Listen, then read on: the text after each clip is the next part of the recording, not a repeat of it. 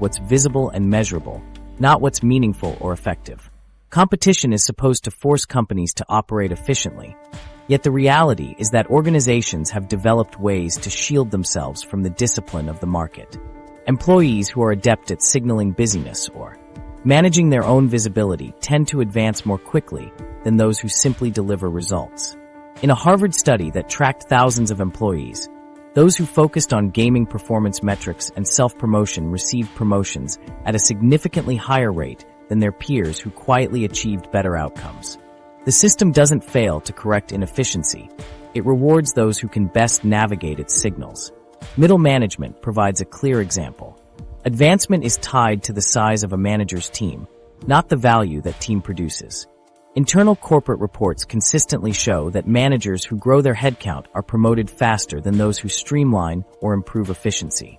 This leads to organizational pyramids where each new layer exists largely to justify the one above it. The result is more oversight, more reporting, and more meetings, none of which necessarily lead to better performance.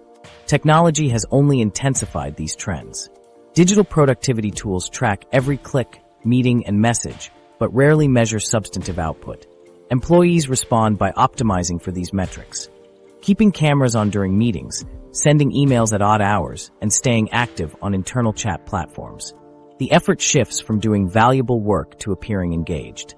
One Amazon employee described spending hours each week updating productivity trackers that had no impact on her actual job performance. These systems create an illusion of accountability while missing the substance of what needs to be done. Promotion and compensation systems reinforce the focus on visibility. Studies from Yale and other institutions show that employees who prioritize self-promotion and visibility move up the ladder faster than those who focus on results. In consulting and finance, associates are rewarded for billable hours and the volume of deliverables, not for their impact.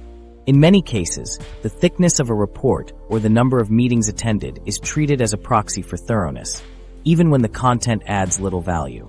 This misalignment isn't limited to the private sector.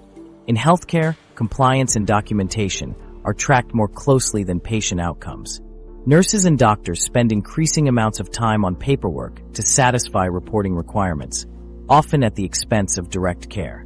In academia, the number of publications counts for more than teaching quality or research impact, pushing scholars to prioritize quantity over substance.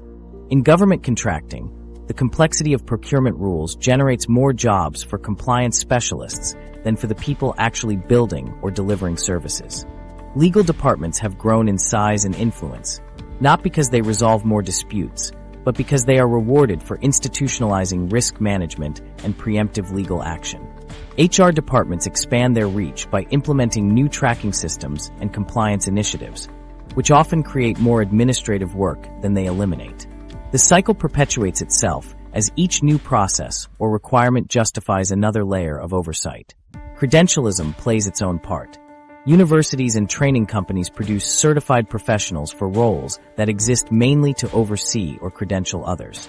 Credentials become barriers to entry, protecting existing roles and justifying the expansion of administrative layers. Surveys consistently reveal that most professionals find little relevance between their credentials and their daily work, yet the system continues to demand them. The core problem is that the market optimizes for what can be measured and reported, not for what actually matters. Managers are incentivized to grow teams rather than improve them. Employees learn to gain performance metrics rather than focus on meaningful outcomes. Corporations expand by adding complexity, not by stripping it away. The illusion of productivity becomes the standard by which success is judged and rewarded. This is not a system that will correct itself.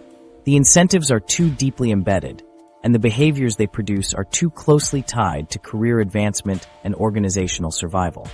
The result is a workplace environment where efficiency and value creation are often secondary to maintaining the appearance of being busy. But what's perhaps most striking is how employees themselves have adapted to these realities, not just tolerating the system, but in many cases defending it. The